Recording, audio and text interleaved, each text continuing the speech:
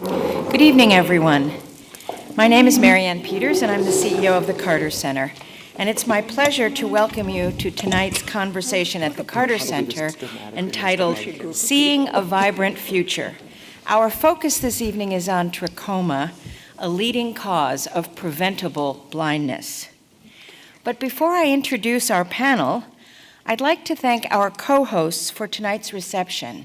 In addition to the International Trachoma Initiative and the Carter Center itself, our sponsors this evening are the Metro Atlanta Chamber and the Georgia Global Health Alliance, which are working together to spread the word that Atlanta is a uniquely powerful and influential center for global health. So before I introduce our panel, I would like to say a few words about this exciting initiative called Global Health ATL. As I said, Global Health ATL is sponsored by the Georgia Global Health Alliance in partnership with the Metro Chamber and Deloitte, and its purpose is to gain recognition for Atlanta as the global health capital of the world. One of the exciting early steps in this campaign was a visioning session, a very generous contribution to our city from the folks at Deloitte. And there's a lot going on with Global Health ATL, including a study of the statewide economic impact of global health activities, which is due out early next year. And lest you think we're exaggerating Atlanta's role, I can tell you that Atlanta is already home to a unique nexus of private and public institutions that give us the opportunity to lead and forge new paths in solving global health problems. Obviously, we have here the Centers for Disease Control and Prevention, the Task Force for Global Health, the Carter Center, CARE, MedShare, MAP International, and the American Cancer Society, to name just a few, all of which are leading global initiatives to reduce human suffering on nearly every continent. We have research institutions, including Emory, Morehouse School of Medicine, Georgia Tech, Georgia State, and those enroll more than 1,000 students in global health-related fields, and of course they employ thousands of researchers, representing an unparalleled pipeline for a global health workforce, for an educated, expert, and dedicated global health workforce.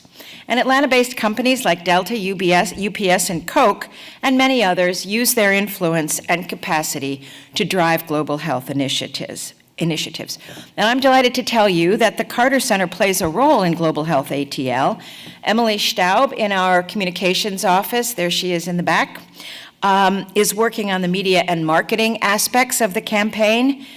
Dr. Dean Cinco, our Vice President for Health, chairs one of the 3 subcommittees of the initiative, and I'm privileged to serve on the executive committee. So please excuse this digression, but I think it's very exciting work, and I hope you'll keep an eye on Global Health ATL. Now, thank you for your patience. Back to the global health topic of this evening's conversation, which is blinding trachoma. For 20 years, the Carter Center has helped lead the charge against blinding trachoma. We have many partners in this endeavor, which is one reason why we are confident of success. Our first panelist, Kelly Callahan, is the director of our Trachoma Control Program, a position she has held since 2014. Kelly is celebrating this year 20 years of fighting disease with the Carter Center. She oversees our efforts to eliminate trachoma in 6 African countries, efforts that include attention to water and sanitation. And you will hear more from her about what's happening on the ground and what the Carter Center is doing to help wipe out trachoma.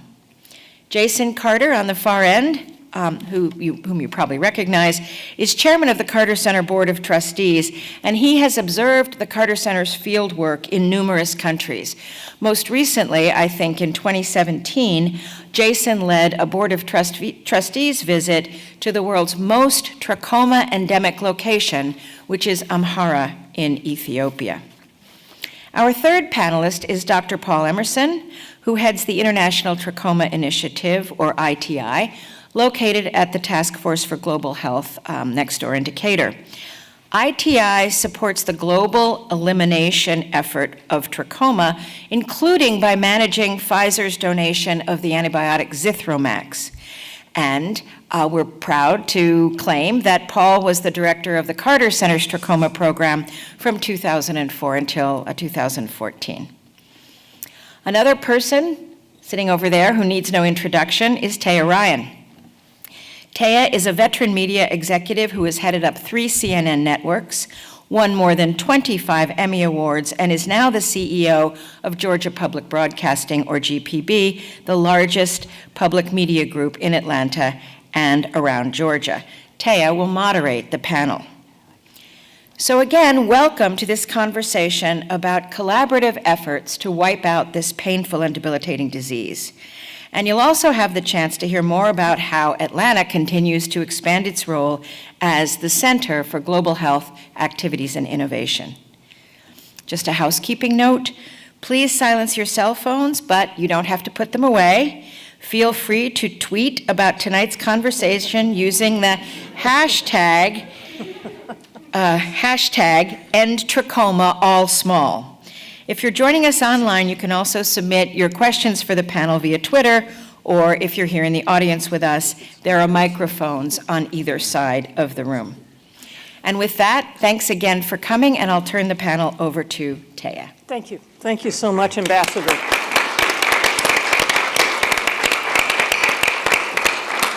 Well, you're in for a treat tonight. I'm glad you all came out, because this is an extraordinary group of people who I've had the pleasure of knowing Jason for a little while.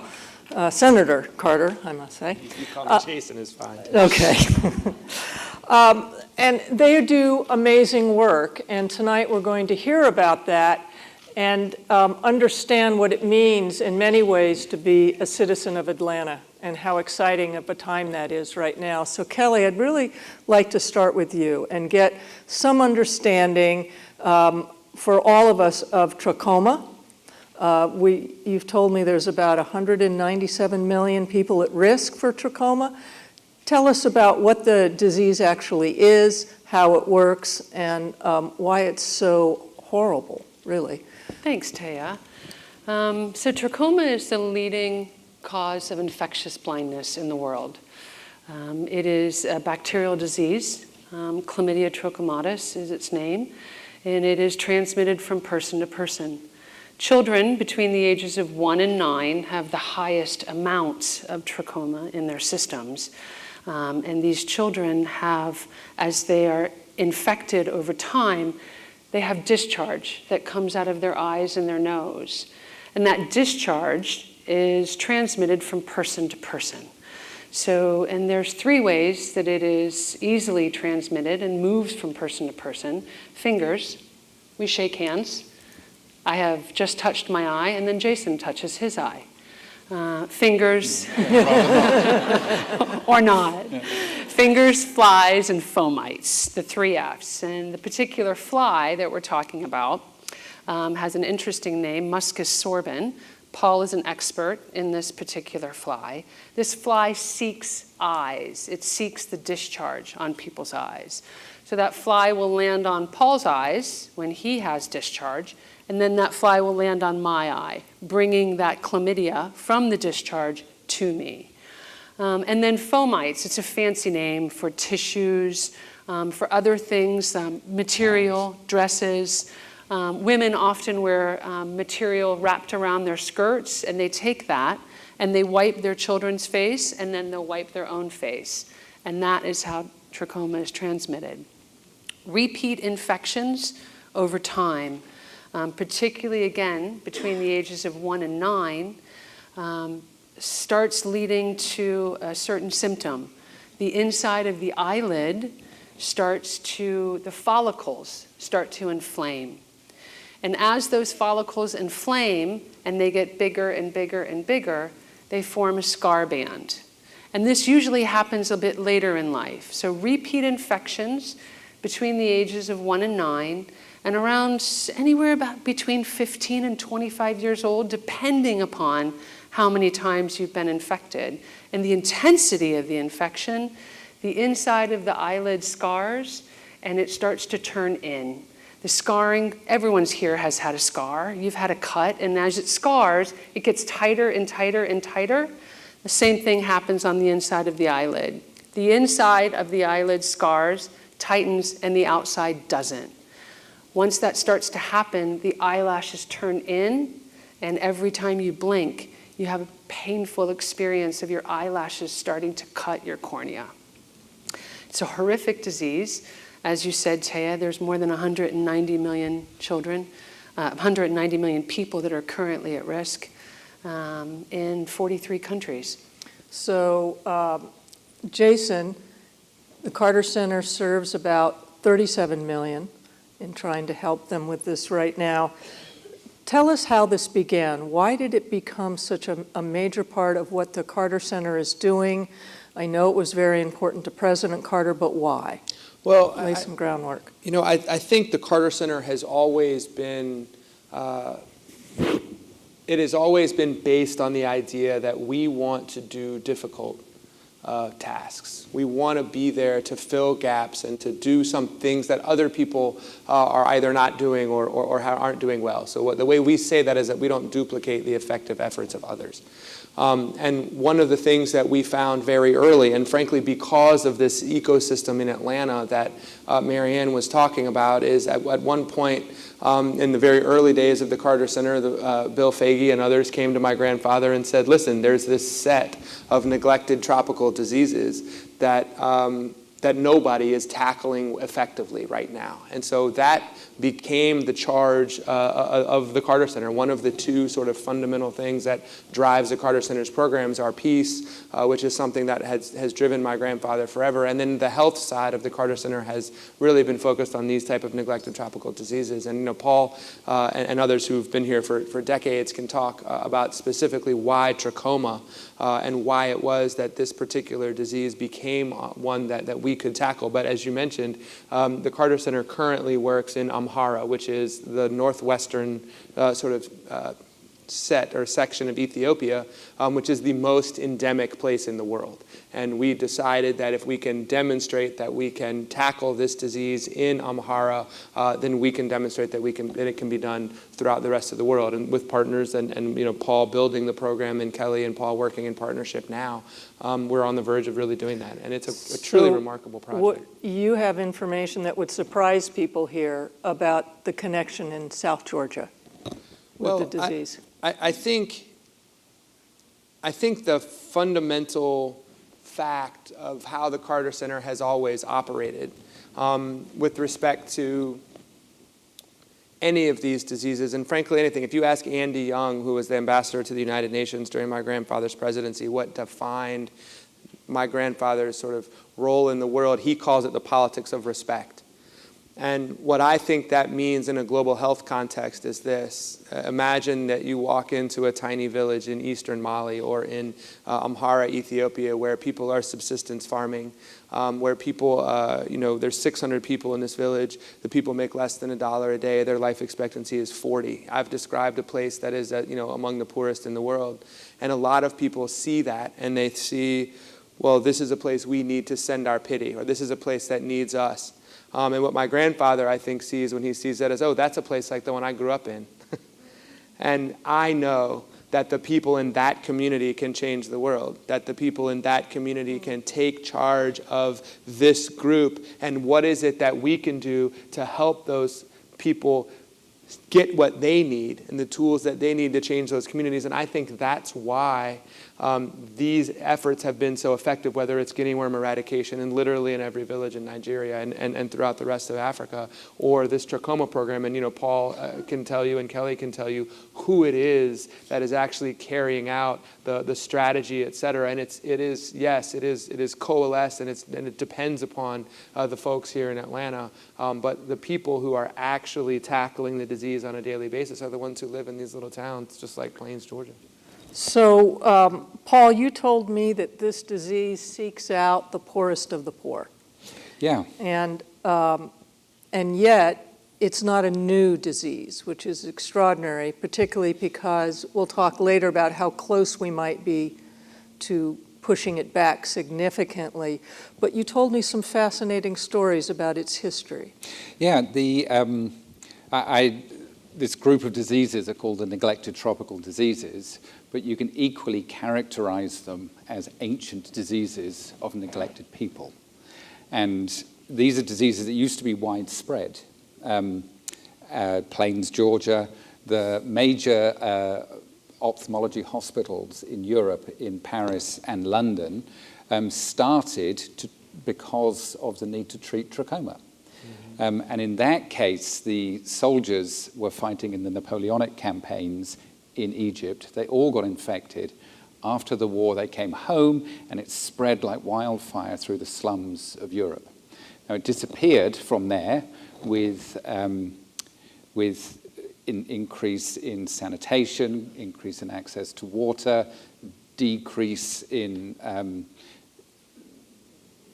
feces. I was trying to find a more polite way of saying that. I think that's actually the most polite way to say that. Well, thank you very much. They cleaned the feces up, and the things like trachoma disappeared. Also, the first medical text, the Ebers Papyri, there's a section on trachoma in there. So 1,500 BC, when those papyri were being written, they were writing about trachoma and treating trachoma not that much differently to how they were doing it right up to the 1980s. We should interject, Teya, and I should just say, so that we don't get confused, this particular fly likes human feces, human and calf feces. So that particular fly, and going back to what Jason said, President Carter talks about in Plains, Georgia, the advent of latrines and the advent of people using toilets. The fly population started to decrease. So this fly likes to lay its eggs on human feces. And if we remove the human feces from the environment, then we have a reduction in trachoma. And President Carter talks about growing up as a boy and seeing people with red eye and seeing hurt eyes, and knowing that as latrines were being built and people were using them, there were less flies. It's such a remarkable story. And he also talks about at Ellis Island, when people came from Europe, they actually used eye hooks to flip eyelids to see if people's follicles were inflamed. And if they were, they sent them back to Europe.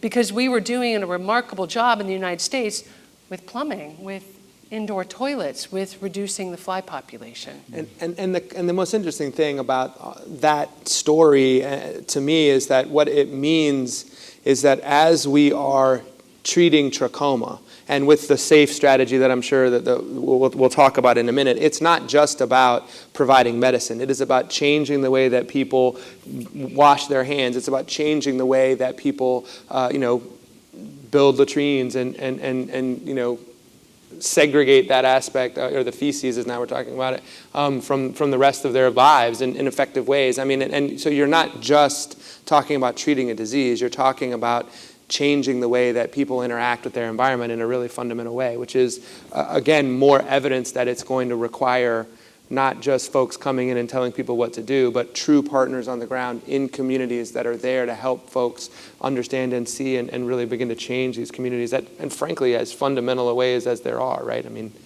so pretty Paul, remarkable.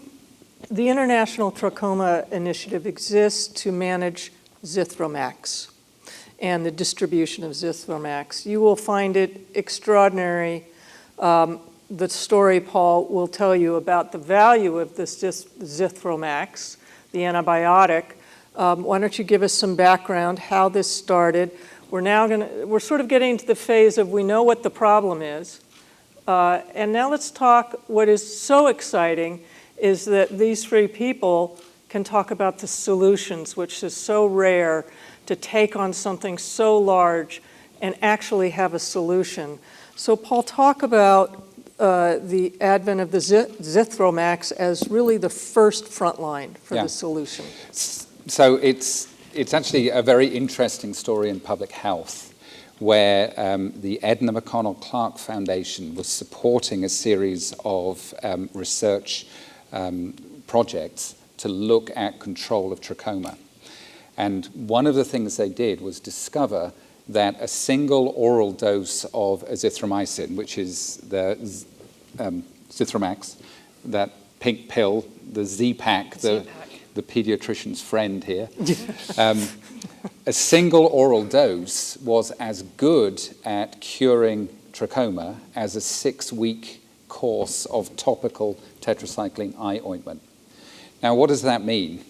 Well, that means that you can target a whole community or a whole cluster of communities, a district, or a whole state, or a whole country, provide them with the antibiotic, and you can really start to knock down this disease. So they took this to Pfizer, who were making Zithromax, and convinced Pfizer, this is 1998, it's the 20th anniversary of the International Trachoma Initiative, and the 20th anniversary of Kelly's work at the Carter Center. And the 20th anniversary of the Carter Center's work in trachoma. So 1998, Pfizer start a donation of this high-value antibiotic that they have a really vibrant commercial market for. And they wanted an organization to manage that, that donation, which didn't jeopardize or risk being diverted into the commercial market and undermining the commercial aspect, which is why they set up the International Trachoma Initiative. It went through a stage of a proof of concept. Could the drug be safely managed? Could it be distributed with a directly observed treatment? That was proven to be the case. But at that stage, the International Trachoma Initiative was trying to do everything, and they couldn't. So Pfizer actually dissolved the organization and rebooted it here at the Task Force for Global Health, another of the Emory affiliates, where using the power of partnerships, it went through a very rapid scaling up and went from about 10 million a year to 50 million a year. You mean doses? Doses. All right, so 50 million, but there's more than that now. Yeah, now we're at about 100 million at the rolling average. Think about that, 100 million doses. Yeah, I extraordinary. mean, We give them to 100 million people. 100 million. Yeah. Logistics involved. Yeah. We're going to talk Yes. about that later, but Yeah. I mean, it's a massive, massive project. Right. How much is that worth every year? We put 2. Just asking. We put 2.7 billion on our books last year. That's a big project. It's a big, well, look, we're It's a talking big about donation. We're talking about value, and that's monetary value. Right. Can I take a moment and talk about other values? Absolutely. So, and I'll tell you a story. So, in Amhara, we were in the field, and it was one of those days where the day just never seemed to end, and it was a 4-hour bone-jarring ride out to the village. And by this time I was tired and I was feeling flippant. And You were feeling flippant. yeah, imagine. You, Paul? Imagine. No.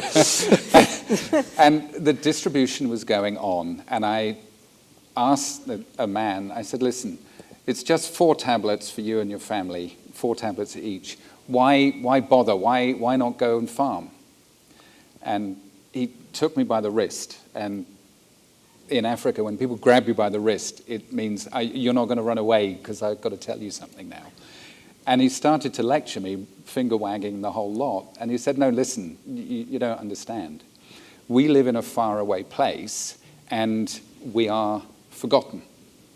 And it may be 4 tablets to you, but to me, this means that people are thinking about us, and this means that people care. And insofar as people are offering it to me, I'm going to stop what I'm doing and bring my family out here to take that medicine. So that's the real value. Kelly, do you have that experience when you've gone, both you and Jason have spent time, the 3 of you went to Ethiopia together. What do you bring back, or what do you experience? Paint the picture for us. Sure. Yeah, and talk about like literally the picture of where it is, because it's an amazing environment to work in. He talked about a bone-jarring ride, but that's Right. just to get there. Right. So we should back up for a second. We're assuming you all know what we're doing in terms of the prevention. There's a strategy called SAFE. The World Health Assembly, which Paul mentioned 20 years ago, came up with a way for us to have hope. we get to do something about this disease. Paul talked about Zithromax.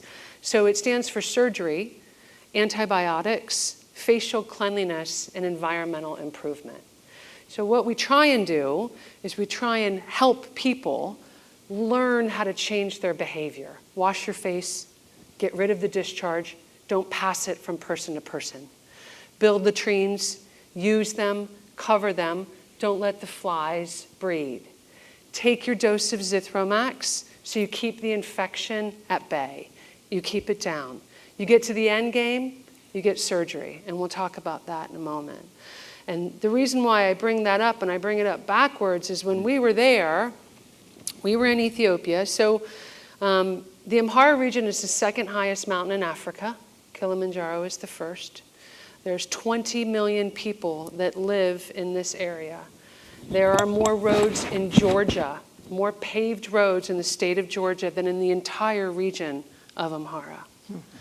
It's phenomenal. There's probably more roads in Atlanta. There's probably more roads in Atlanta. There's certainly more paved roads in Atlanta. This is true.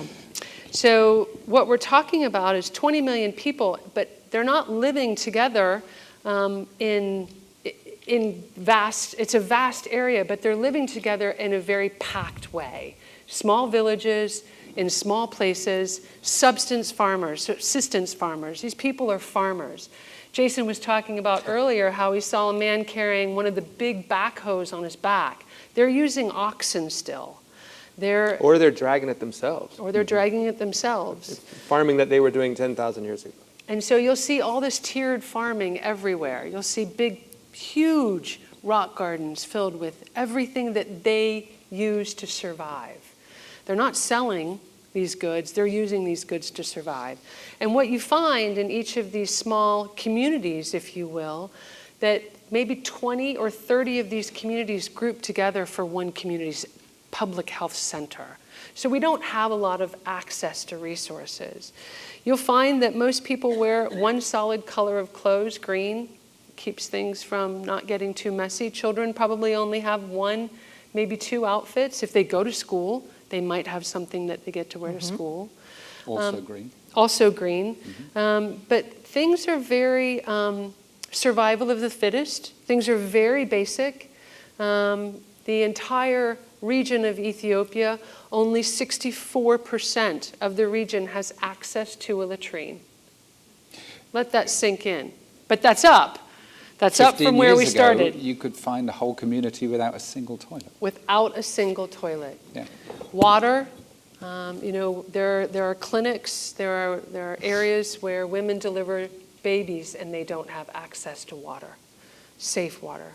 People still walk 2 hours to get water, and 2 hours there and 2 hours back. So how do you, in that environment, how do we distribute this money? Doses. And it is going back to what Jason was talking about, this essence of community and that trust that you start to build. When Paul started and we went to scale in the Amhara region, we started in 2001 with some limited dosing. In 2003, more. And then in 2007, we went to scale.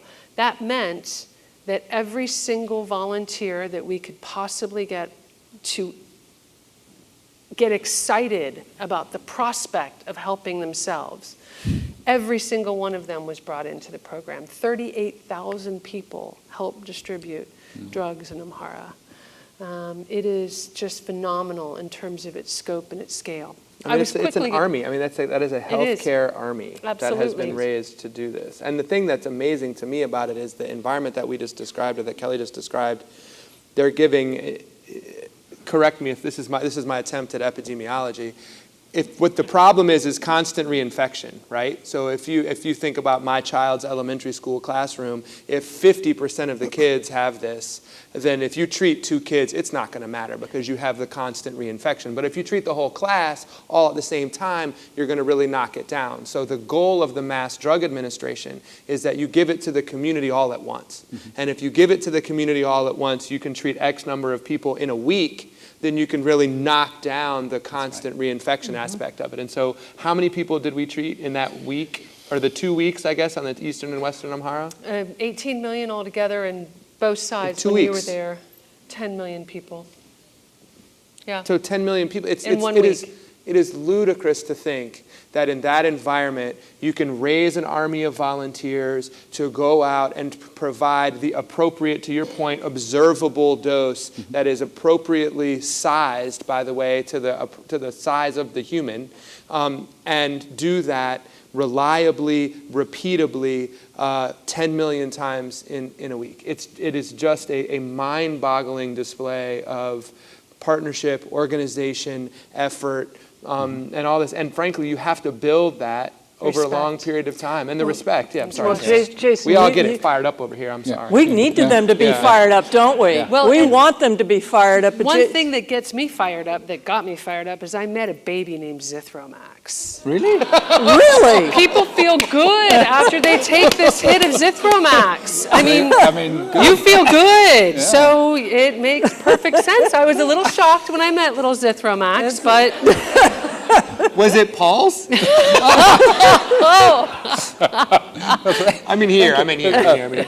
Paul, you neglected to say something that you told me, was that 60% of the Zithromax that Pfizer makes, 60% is given away. That's right. Yeah. So that's quite an extraordinary public-private partnership. Yeah, we're looking exactly. At. And the pharmaceutical companies we're so used to thinking pharmaceutical companies bad, pharmaceutical companies doing this against, for profiteering or whatever. This is an example. It's not just Pfizer, Merck, J&J, others do this as well, but they really keep their heads down because they don't wish it to be used as negative publicity. Keep their heads down and are providing billions of dollars worth of drug. Last year we reached 60% of everybody in the world that warranted the drug had access to it last year. And if we just keep that up for a few years, we're going to see this spiraling down. We're going to see it spiraling down. Ancient disease of neglected people. Well, some of us are not neglecting these people. Now that's a key. And an ancient disease, we're going to put it where it belongs, and that's in the garbage of history. Well said. Well said. I think we talked about byproducts quickly, Paul. You were going to say something about byproducts, and Collateral benefits or not?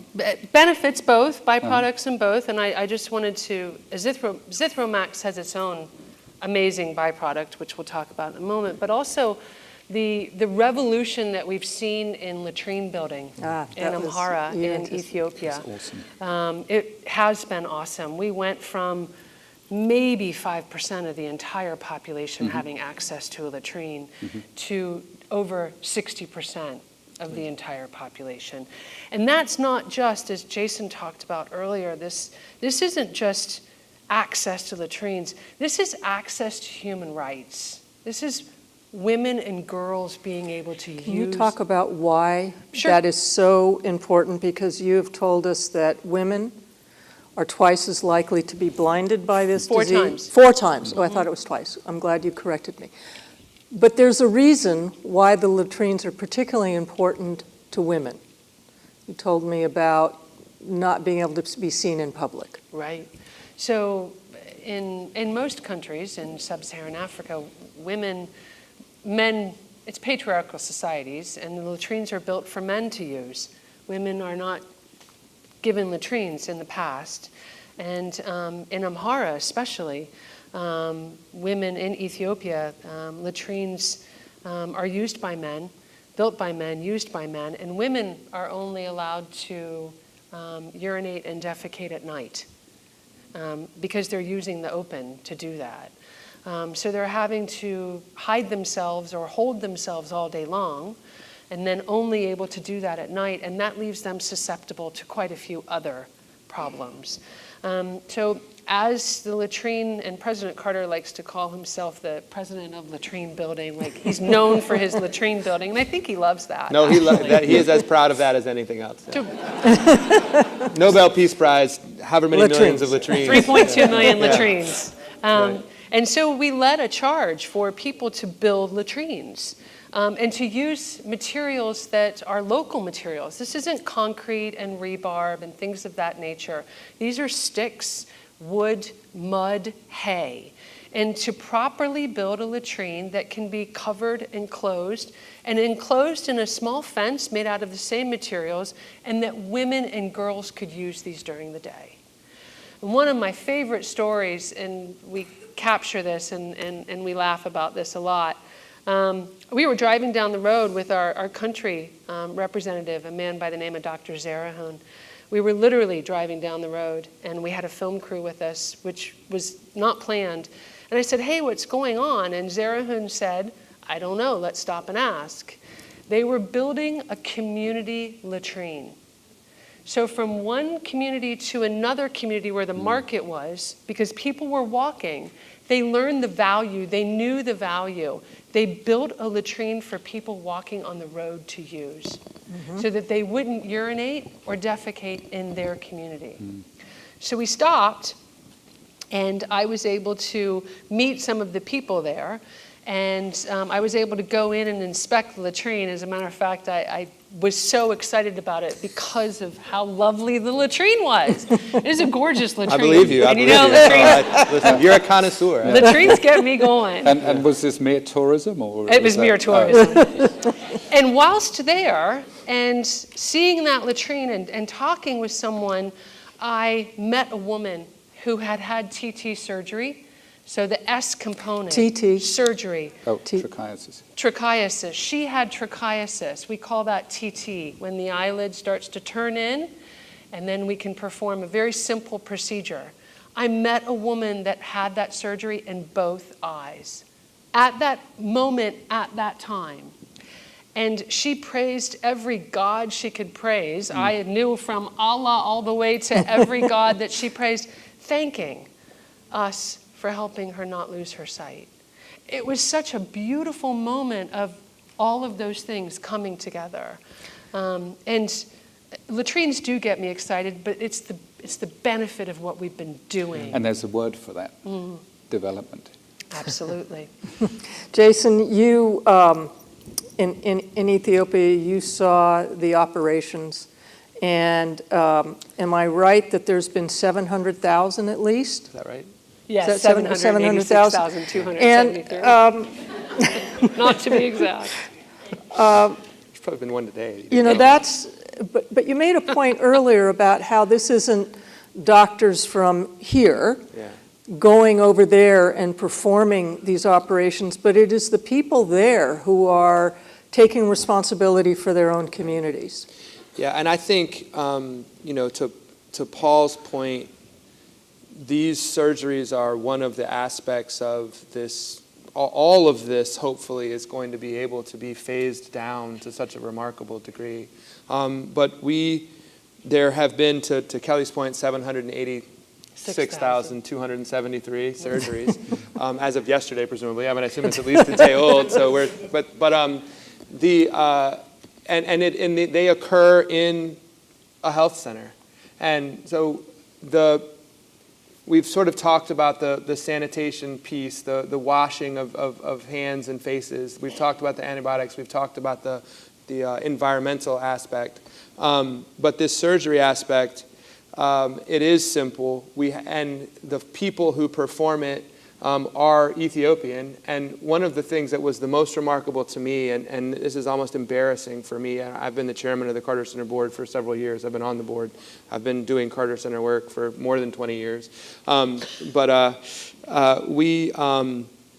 You arrive in Amhara, and the folks that are doing the trainings, the folks that are organizing the Carter Center's employees. I mean, the Carter Center, at least the country staff there, says they have 300 employees that are Carter Center employees in Ethiopia, which is, I think, more than we have in Atlanta, and so substantially more. And so what you notice and you realize is that when we talk about sort of champions of global health, people who are incredibly good at training people to perform surgeries that are going to be eyesight, not just stopping the blindness, but giving sight back. So Kelly was telling me today that once the surgery occurs, for most people, unless it's extremely advanced, your eye heals once your eyelash stops slashing the cornea. So you're talking about people who can't see. You perform the surgery, and their eyes heal, and they can see again. I mean, it's a true miracle.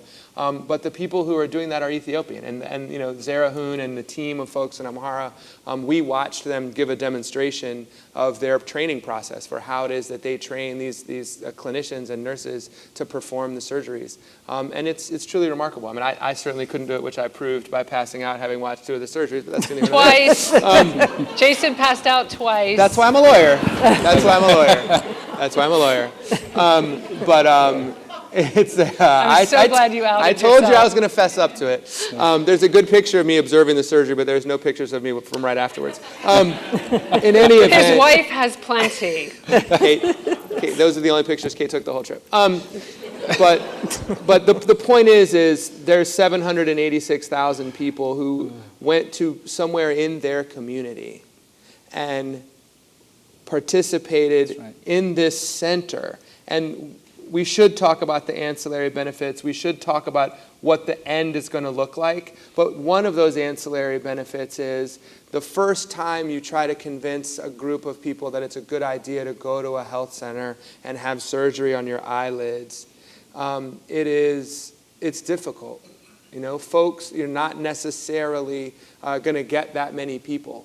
But what happens is after they have the surgery and after the bandages come off their eyes, a month, 2 months later, they are true ambassadors within that community for what's going on. And you end up changing the way that people look at their health centers, the way that they take control of their health in different ways. And those kind of benefits, again, to Paul's point, it's called development because they're now showing up at these places. And some of them, one of the most amazing things is they have this huge triage process where a group of people will come during this particular time during which they're promoting the Mass Drug Administration, which occurs sort of during Trachoma Week. But it's sort of like Shark Week, I guess, in the United States would be the equivalent.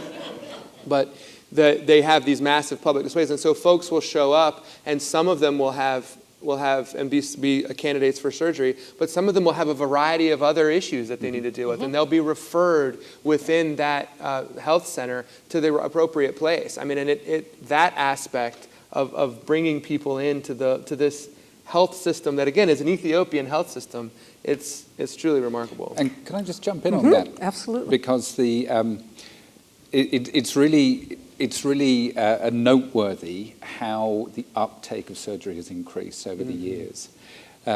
Because at the beginning, when we started, because of the nature of this disease, where your lashes rotate and literally start rubbing your eye out, there was a lot of traditional belief that it was sorcery, it was a curse, there was witchcraft, and there was a huge amount of stigma associated with it because people would think that they had somehow done something to deserve this miserable fate.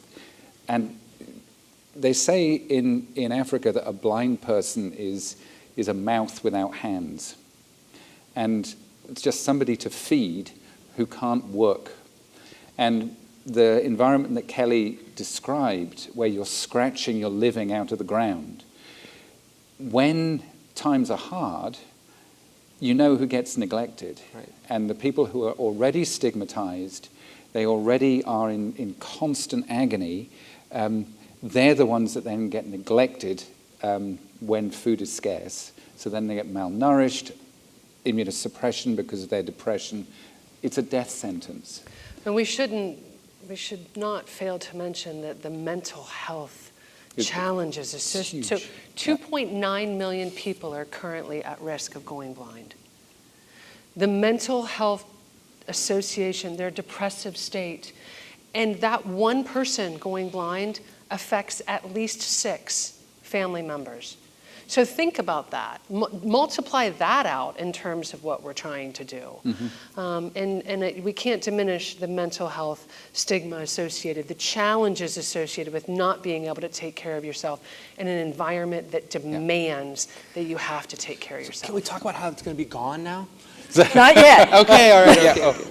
No, and also, because you can't see well and you're tearing, people are ashamed to go to church or go to the mosque. And if they can't, the basic things in life, looking after your kids.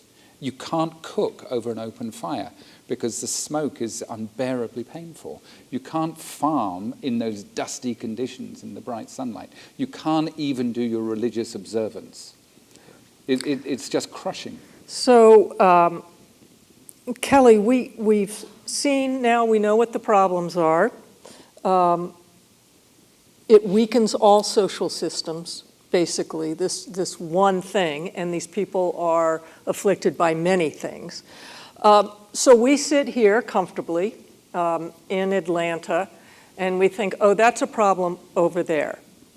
These three just folks are doing an amazing job helping solve this problem over there. But Kelly, we've talked about how that problem over there is our problem. Can you talk a little bit about that? You talked about they're kind of they're our global neighbors, and they can affect our lives. Absolutely. I think that's a really important point. These are, much like Paul and I are your neighbors. I mean, we're all living and working out of Atlanta. And Jason, oh yeah, you're here. Good gracious, you're a heart attack. Thank you. Great good. song. Great song. So, much like that, imagine $8 billion lost annually in productivity, just from this disease, $8 billion. And Paul talked about how this affects people, how it reduces their ability to do so much, practice their religion. It leaves people caught in a cycle of poverty. The more impoverished you are, the angrier you tend to get. We see this in Mali and Niger. We see extremism on the rise, and we see that when people don't have access to nutrition, they don't have access to water, sanitation, healthcare, they don't have access to things that are basic human rights, we also see an increase in violence. We see an increase in challenges, inter-tribal warfare. We see extremism. We see many things that you might not and I might not have thought affect me, but they do globally. All of this shifts and moves and ties together. And I think it's important that if people have access to knowledge, tools, and resources to improve their own lives, they're going to be happier. And happier means they're not looking at extremist conditions. Happier means they don't need as much aid. They're not as prone to violent outbursts as well. I mean, I know when I'm happy, I'm not as prone to being angry or violent or yelling at Your someone staff else. is just cracking up over here. And it's true, and we see, health is a bridge to peace, and that is another beautiful thing about the Carter Center. We can bring both of our peace side and our health side together. That's an amazing thing about Atlanta. Atlanta is a center not just for peace, Martin Luther King, President Carter, many others, but also for health. And I think we bring that global outlook. All of these things that you might not think of affect our daily lives in small ways. If people are healthier, if they have access to resources, they're going to act differently, and we're going to have different effects. It's a ripple effect. Yeah. So, Paul, you said to me that we're each given one life, and that life for you is to help make the world a better place. Yeah, I feel absolutely privileged. I feel privileged to be given the opportunity to leave the world a little bit better than I found it, and to do it with a community of people who are committed to doing this. But rather than that, I just wanted to think a little bit more about what Kelly was saying, that the places that we work, these neglected populations, when we start to work together to remove some of the barriers to their development, the farmers can produce a little bit more food. You're a little bit better nourished. If there's some left over, you can sell it. You can bring some money in. You can purchase medicines. You can pay school fees. Mm-hmm. Kids do better at school. When their parents are not disabled or in disabling pain, kids don't have to be withdrawn from school to perform the duties of the adults. And you get, we hope, a positive spiral. You actually get a positive feedback whereby the development targets of these countries can be reached through improvements in health. And as humankind, you know, how can we feel that we're up when so many are down? As everybody comes up, the global marketplace will be better. We will all do better, not only emotionally or spiritually, but the world will function a lot better if places like Ethiopia can meet their development targets. And goodness, the way the economy is expanding there now, you'll see with the improvements of health, improvements in child mortality, the improvements in maternal mortality, the reduction in fertility, so there are fewer kids, parents are investing more in the fewer kids. The country is just coming up like it's booming. It's booming. Yeah. So with that being the case, when you look at the future, all three of you, do you see a future where you can eradicate this disease? Let's talk 20 years. What's the vision? What do we see in 20 years? Gone. I see the disease gone. I mean, they're the experts. Yeah. I think the thing that's remarkable about it is the disease will be eliminated as a public health problem, so that it gets treated the way that it does in a elementary school class where one person has something and you can treat it. Yeah. But it's not a public health problem the way that it is now. People aren't going blind. We're not doing surgeries all the time.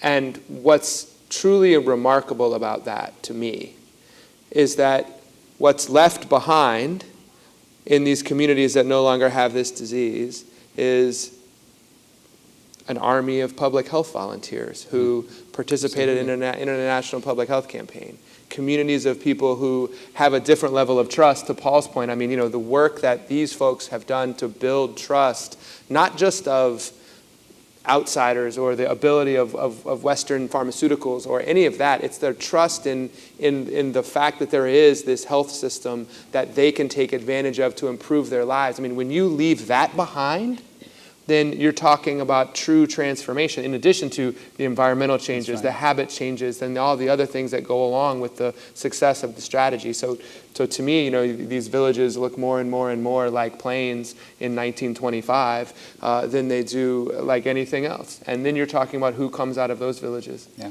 I think it's important, Teya, that, you know, we look back at where we are. We're in Atlanta. So this disease is slated to be eliminated as a public health problem. And that really just means we're controlling it on steroids, right? It's not slated for eradication yet, but we're in Atlanta. We have CDC. We have the Task Force for Global Health. We have Emory, the Global Health Institute, the Institute for Developing Nations. Our epidemiologist, Dr. Scott Nash, is already working with people to look at rapid diagnostic testing so we can maybe take this disease from elimination as a public health problem to eradication. Maybe. We don't know yet. But for me, making it gone as a public health problem, you know, that one person that's not going to go blind is as important to me as can we eradicate it. And I think that's so important. The Carter Center hosts the International Task Force for Disease Eradication, and diseases are assessed annually. Can we do it? Can we get it done? And maybe we can in 20 years. My goal in 20 years, and a lot less than 20 years, quite frankly, my goal in 5 years is that we get it done in the world's worst spot. And if we can do that. And that's Ethiopia. And that is Amhara, Ethiopia. If we can do that, we can do anything. What are the numbers right now? How many people need surgery? No, how many, what was the rate of About prevalence at the start? Globally, we were about 350 millions at risk in 2012 when we started getting decent estimates. And we're now at about, I'm going to lower you a bit. I think we're about 145 million now living in endemic areas. But tell us about Amhara in particular. In Amhara, when we started, 20 million people were at risk, 178 districts. And now we're at just under 15 million people at risk. So we have 50 out of 178 districts no longer require MDA. Which is Mass Drug Administration. Mass Drug Administration. And we think that there'll be probably 30 to 50 more districts. So we'll be about 10 million people over the course of next year. And with continuing doing exactly what we're doing. And look, I get excited. I get excited. At the moment, we're at about 766 million doses of Zithromax have been distributed. Total, yeah. Total, since the beginning of the program. And look, that's a big number. Let's try and put some perspective onto that. It's like everybody in the United States, everybody coming out of their way to come and take the drug. Yeah. Twice. Right. All So, right. I mean, that's big. And And we may see the end of this disease, but we may not see the end of Zithromax distribution, because work done here in collaboration with UCSF and other partners has shown that one of the collateral benefits to kids taking Zithromax is it clears out all of the other bacterial infections that they've got on board. So the major killers of disease, major killers of kids are diarrheal disease, respiratory tract infection, and malaria. And it has an effect on all of those.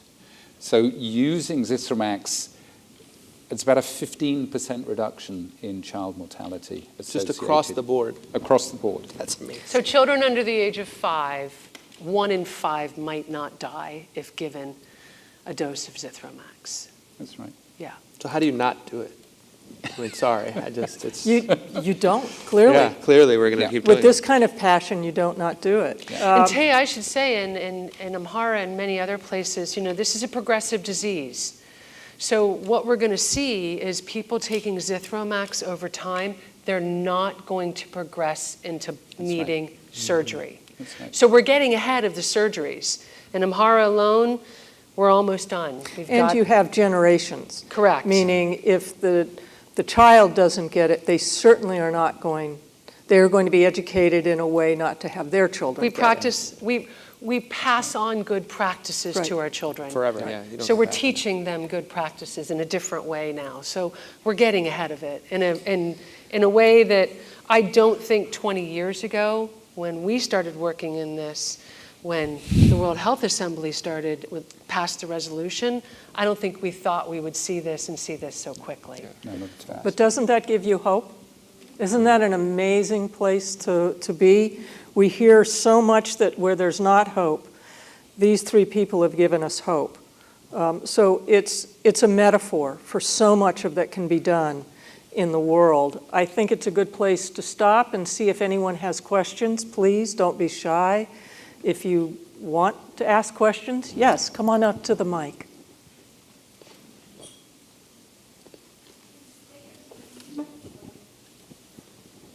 Hi, my name is Katie Freund. I had a question about, with the widespread use of Zithromax, is there any concern about drug resistance? Yes. Should I say more? No. I mean, obviously, antimicrobial resistance is an issue. And we are constantly vigilant looking for treatment failure, which would be the first sign of antimicrobial resistance to the target organism. But we're also interested in antimicrobial resistance to non-target organisms, particularly those that cause pneumonia. And what we are very keen to ensure doesn't happen is an observed rise in cross-resistance. Because the primary, although azithromycin is effective against pneumococci, the primary... Say that like I understand it. Sorry. Because I can't remember what I was saying. Because the 'Cause primary... It's effective against what? Pneumonia. Pneumonia. Yeah. The bacteria, it's effective against the bacteria that causes pneumonia. But the primary treatment is with penicillins. And we don't want to see a rise in penicillin resistance as a result of the mass use of antibiotic. And I'll say we've treated in the Amhara region, it's the longest running large-scale mass drug administration, in some places for 12 years. And we're still not seeing treatment failure. We're not seeing it. And do you the think last do you think that's because it's not a culture that takes antibiotics, has access to antibiotics past these 2 doses? That's right. Potentially, yes. That and maybe we're not using antibiotics in the veterinary population as well. So in a big way. So it's a couple of things. Yeah. And I will say the study that we are just finishing in Niger, where this is year 5 of this study to show that we can save lives with this Zithromax. We're not just stopping blinding and controlling for it, we're saving lives. Year 5 is completely targeted on resistance. So our pharmacovigilance is extremely high. And I think the global program is very concerned about that, but we're not seeing it at all. So, and if we're not seeing it and we can save lives as well, we should probably move forward in trying to save as many under 5 lives as we possibly can at the same time as we stop blindness. Other questions? And stay vigilant. And stay vigilant. And stay vigilant. Absolutely. But if you hadn't asked that question, I was going to ask it. Thank you so much. Jean O'Connor. I'm from RTI, and I also teach at Emory University. My question, I think, is primarily for Paul and Kelly, but I'd be interested to hear what Jason has to say as well. All of the questions are primarily for Paul and Kelly. Unless on a legal basis, Yeah, right. in which case. So you talked a little bit about how someday this will be like something maybe one child in the classroom has. And my question for you is, how will we do that? How will we go from the mass drug administration sort of model and the kind of surveillance that you do now to handling it in the system, in the country over time, where it's at sort of a low level or maybe a background level before it's eradicated perhaps someday? It's a great question. And we as a community, there's a large community called the International Coalition of Trachoma Control. And that community has already started talking about transitioning. How do we transition and ensure that the health system, Jason, you talked about this as a byproduct. You know, we leave this huge structure behind. How do we help build that system so there's monitoring that takes place over time?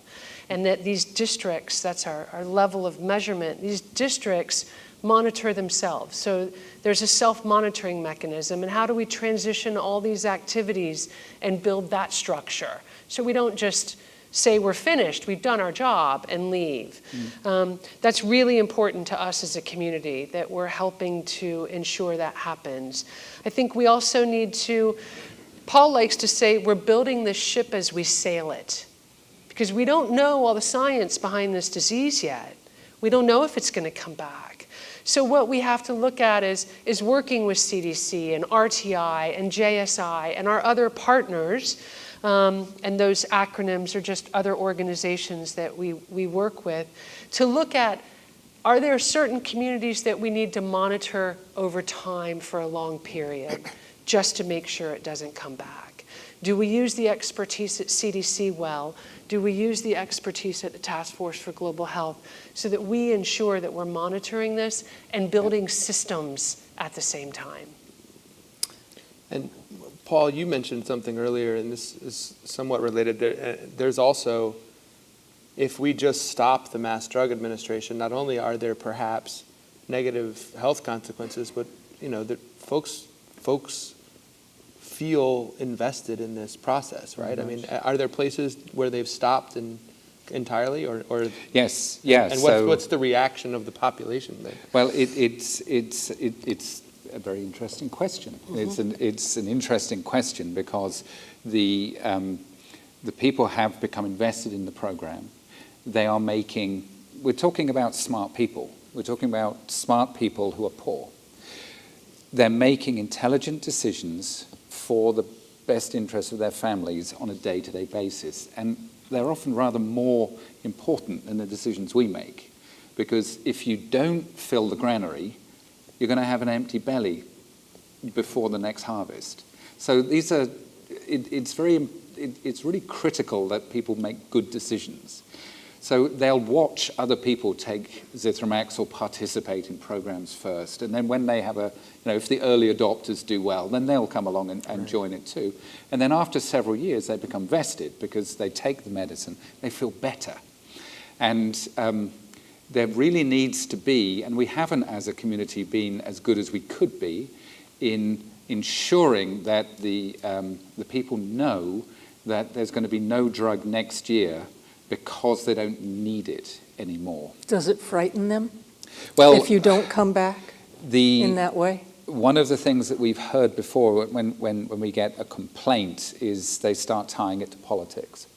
Because they'll see another area, this neighboring state, the Tigrayans are still receiving their Zithromax. Why do we not receive the Zithromax? A few years before, the Amharas were saying, oh, we're not going to take this. They're not being given to the Tigrayans. It must be birth control. No, so the pendulum shifts, but we do need to be better in the way we communicate with those participants. I think that question also brings about, Jason likes to laugh and say that the experts know this and the questions are all for him, but it illustrates a really important point. Political will at the top levels is just as important as what we're doing at the community levels. So ensuring that we have government ownership, that these are not Carter Center programs or our other partner organization programs. These are government programs, and the messages that are being shared are for the people, by the people. So you might not get Mass Drug Administration next year, but it's not us saying it. It's the political people that are working together from multiple different sectors that are saying that. I want to make sure we get all the questions in, so. Yes, sir. Yeah, thank you so much. My name is Rachel Abeje. I'm an interim student at Carter Center, Access to Information and Access to Justice. My question is, you have spent so much money on treatment, almost about 10 million of that. What have you done in aspects of preventing this disease instead of treating it, especially by carrying out information dissemination into a rural development or rural area where these diseases are more prominent, more than the city? Thank you so much. It's a great question. And I'll start it. Go ahead. Add in. We have depending upon the context in the different country, there are certain things we do with environmental sanitation and safe water. We are advocates for safe water. Unfortunately, the cost of safe water is extremely prohibitive in terms of our budgets. However, And the budgets of the countries. And the budgets of the country. So we do different things. We come at this from all different angles. Environmental sanitation, the school trachoma health program in Ethiopia. We developed a curriculum with the Board of Education, how to teach children how to wash their face, how to build a latrine, how to use a latrine. We have radio programming that we've done as well. We teach and have designed curriculum as well to build hand washing and face washing stations right next to the latrines. So we come at this from multiple different angles. It's a great question. The cost of putting in VIP pit latrines and water in every single household, Bill Gates can't even do that. Not even with all the money that Bill Gates and the Gates Foundation have, Bill and Melinda Gates Foundation. It can't be done. So what we're doing what we can with what we have when we can. And in Mali, it's a completely different thing that we're doing as compared to Niger or Senegal or what we did in Ghana. So it's contextual, but we're also coming at it from many, many different angles. So we're not just treating, we're working on prevention. What budget would you say goes to prevention as compared to treatment? Oh, I'd say at least half. Yeah, it used to be about 60% when I was writing those papers. So we're still half. If you had no restrictions on funding, say for example, how would you change this program? Would you extend it to that if you had no restrictions? You know, that's such an interesting question, and there's been so many, and I'm really excited about the study that shows the under 5 That was a push, population. Jason. Look, we're raising money. We're doing what we can, yeah.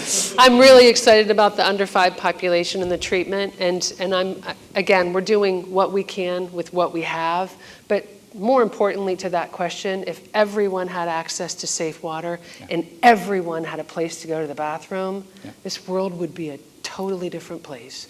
So if I had unrestricted funding, Ambassador Peters, Jason, we would do things just a little bit differently. We wouldn't stop what we're doing, but boy, we would certainly do environmental sanitation and safe water in a whole different way. And you wouldn't need us very soon. No. Yep, we'd be out of a job. We love you, but we wouldn't Oh, it need would be you. super. Yeah. Well, that's a good place to end. Well, let's take We've got one another. more. Oh, we have another question. We've got 3 minutes, 4 minutes. My name is Rob Demont, and I'm with the Metro Atlanta Chamber, so I may be cheating here a bit because I asked this question looking at the lens of Atlanta as the Global Center for Health and the Global Health ATL Initiative. Given all the assets that we have here in Atlanta, and thank you all for the incredible work that you do and continue to do and will do, what are the areas of opportunity that you see with what we have here in the Metro Atlanta region to continue to have that great impact in driving down the disease? And Paul, I loved what you said to relegate it to the dustbin of history where only one other disease currently lies, we know smallpox. So just your thoughts on what areas of opportunity still exist here that can help us make an impact there. Advocacy, advocacy, advocacy. People don't know how amazing Atlanta is. People don't know what we're doing. I met a man at Emory last week that works at Emory, and he's a geneticist, and we're doing some really interesting things right now. He did not know that we were working on trachoma. Right. He didn't know that. So I think we have such an opportunity to advocate for how amazing of an epicenter Atlanta is for global health. And one of the great ways to do that would be to have the Metro Chamber of Commerce spend some real time and energy building that community in really effective ways. But no, I think there are partnerships, the health and peace partnerships, the human rights partnerships that Kelly talked about, the business partnerships, that Paul sort of at this point embodies, with this massive business philanthropy that's just gigantic from Pfizer. And we have more Global 500 companies in this town than any other city but one, and they do things like distribution. They do things like water. They do things like fly people around, and frankly, they have, McKesson, and there's so many other ways that we can sort of bind those filaments together effectively. But part of it is, building those connections here, making sure that we're all sort of aware of what other folks are doing, the sort of the serendipitous discussion that comes from an ecosystem of global health, I think can be really valuable. And then once we announce ourselves to the world, we're going to be attracting more people, more resources, et cetera, to really build out on the current abilities and successes and record that we've got. So it's exciting. One thing we're not very good at, Teya, is saying how amazing we are. I'm serious. I've never had a problem. I'm super proud. You haven't had a problem, but I have. And we don't say it. We don't step into that amazingness and scream about it and advocate for more. Because once people get excited about something, they want to be a part of it. Well, perhaps everybody here can take that as an assignment. And would you tell your friends and your neighbors, just one person each, what great work is going on in public health in Atlanta? And at the Carter Center. And at the Carter Center. And at the Task Force. Trachoma Initiative. And the International Trachoma Initiative. And at the CDC. I need someone to tell me if we have enough time for one more question. Okay. All right. Yes, Last sir. question. Thank you. My name is Garang Buk. I'm a student at Emory. I'm South Sudanese. First of all, I want to say thank you. It's really, it's mean a lot to me when I see people are actually discussing our problem, when our problem become your own problems. I'm actually from a country that also, being a recipient of the support that is actually given. My question actually, it's more of, it has a politic part of it. Given, the high mobility that is going on, within the countries that you are, giving out the intervention, is there a plan in place that, either within the countries or across the borders to bring, different political parties or maybe, different countries together to, allow it easy access and probably, try to have, the mobility of given, location, I mean. Yeah. Yes, there is. Yes, there is. Yeah. If you imagine your own country, South Sudan, there are people moving from South Sudan into Ethiopia, into Kenya, into Uganda, and also across the border into North Sudan. So that any one country, it's going to be exceedingly difficult for any one country to meet its elimination target when their neighbors are still affected. So recognizing this as a problem that it will come down the line as we get near the end, we already support clusters of countries. So, for example, Ethiopia, Sudan, Eritrea, South Sudan, Kenya, Uganda, and Tanzania get together to work on the cross-border issues. And we have another cluster in the Francophone countries, plus Nigeria. And then another cluster in the southern and central African countries to look specifically at those cross-border issues and how interventions can be harmonized, so particularly pastoralists who may not hold passports and may live half the time in Kenya and half the time in Tanzania and not really know or care which country they're in. They can always receive service because it's being provided at the same time in both countries. But Go ahead. Jason. No, please. Also, most of the countries that this disease is rampant in are some of the most insecure countries in Africa. Yeah, it goes together. And so we have special populations, refugees, internally displaced populations. We're starting to treat them. We are starting to provide them surgical services in the camps that they're living in. One of the amazing things that we've done recently is to treat South Sudanese in Sudan. So people we're not looking at this as a disease of a country, we're looking at this as a disease of a people, a population. So where they are, when we can, with what we can, we're gonna give them what they need. And I think that's such an excellent question. Please. We've turned a corner on looking at these populations, and it's been really important to do. And So you just have the last word, Jason. Yeah. Oh, sorry, Teya. No, you have the last word. Oh. Well, what I was going to say, and I guess we'll conclude, is that that's one way in which sort of the two sides of the Carter Center have really, over time, demonstrated a pretty remarkable ability to do things. I mean, we talk about sort of coordinating health programs across countries, and as Kelly mentioned earlier, our programs, we do it almost exclusively in direct, close partnership with the ministries of health in different countries. And so the state ministry of health, for example, in Amhara, in addition to the national ministry of health in Ethiopia, for example, but sometimes these health issues are the only common ground between neighboring countries. Sometimes, for example, even if countries are relatively close, there are so many political issues between them that you've got to deal with the politics of it, as the questioner mentioned.